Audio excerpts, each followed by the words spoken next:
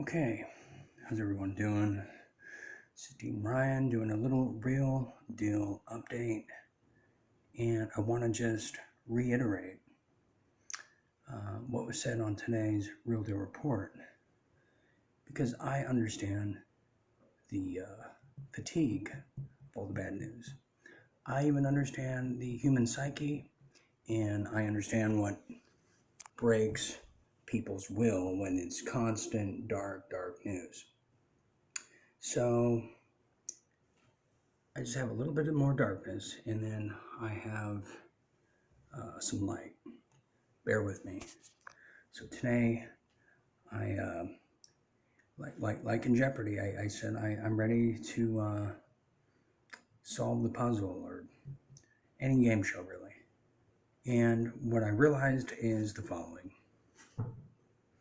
as there's pipe bombs outside.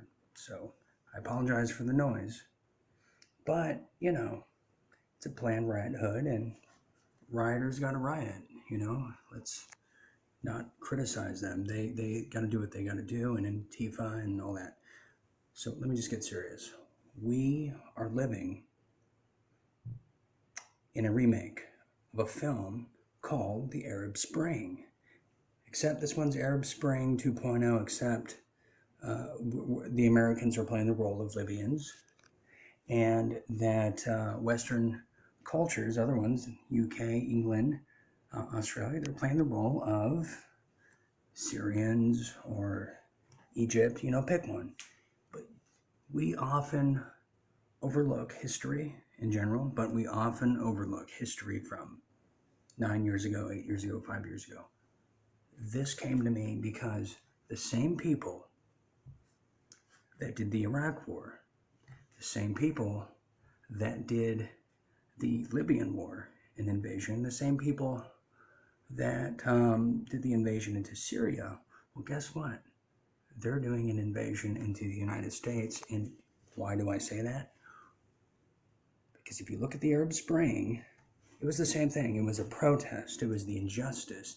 It was the dictator who was gassing his own people. It was the dictator that was killing and keeping his people from living freedoms of everyday life. Well, haven't they made their boogeyman, their dictator, their modern Muammar Gaddafi, Donald Trump? I think so.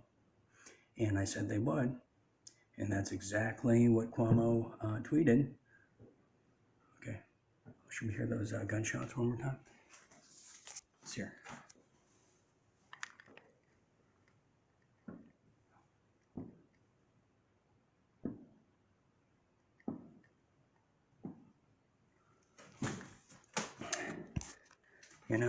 Gunshots, pipe bombs. Do I really want to go over there and find out? I mean, it's getting harder to do these little updates. So it really is the protest. CIA was behind it. CIA was behind it. They used Twitter. Twitter is their little CIA little toy, and they're doing it again. That's why Donald Trump was in the news today saying he's thinking of shutting down the social media because executive orders don't mean anything to these people. They are going to say this government, the federal government's illegitimate. They're going to say any limited government, city or county-wise, is illegitimate.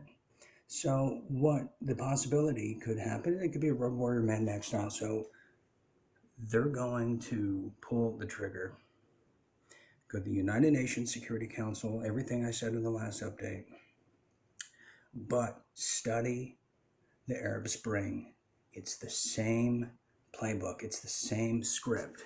They're doing it to us right now.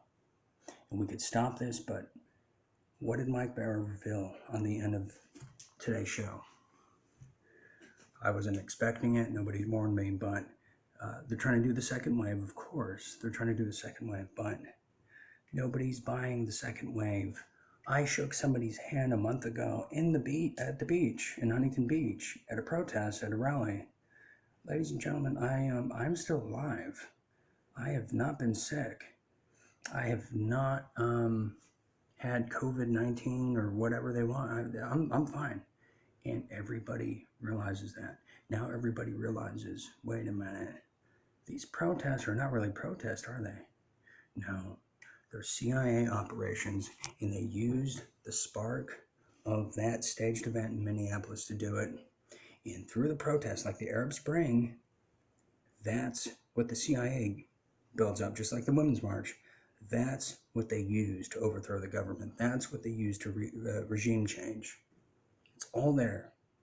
You don't have to look back 100 years at black and white film. You need to research the Arab Spring. It's lock and step, the same dog and pony show. This is a CIA operation, and they have the Chinese communist government that have been in Baja, California in 2013. Canadian border, right by Washington State.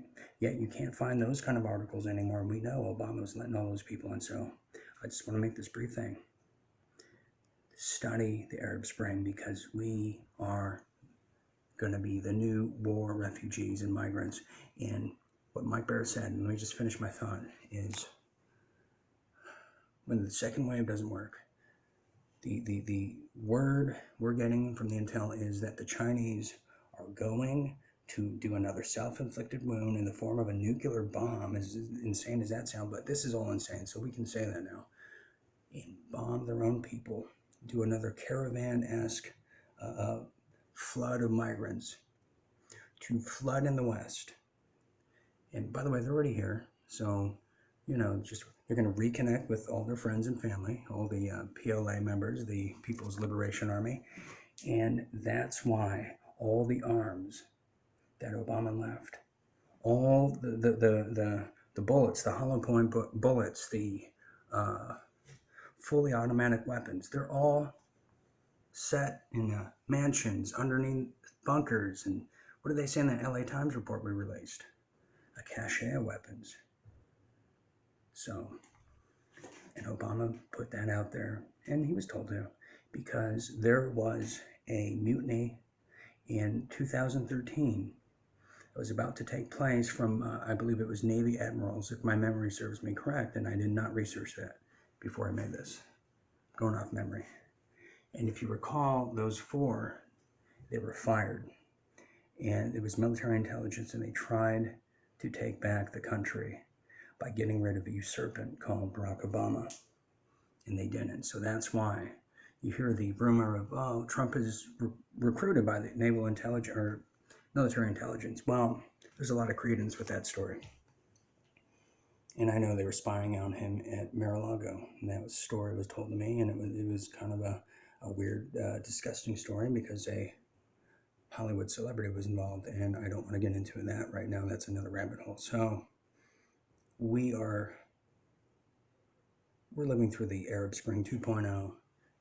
We're in a war, and they're going to make it even hotter than it really is.